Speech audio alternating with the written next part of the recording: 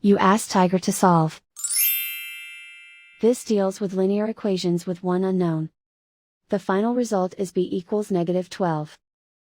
Let's solve it step by step. Simplify the expression. Group like terms. Simplify the arithmetic.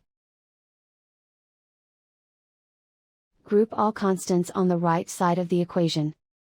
Add 12 to both sides. Simplify the arithmetic.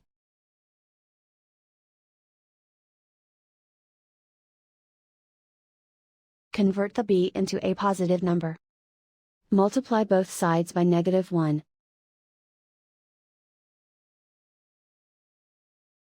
Remove the ones. Simplify the arithmetic. And so the final result is b equals -12.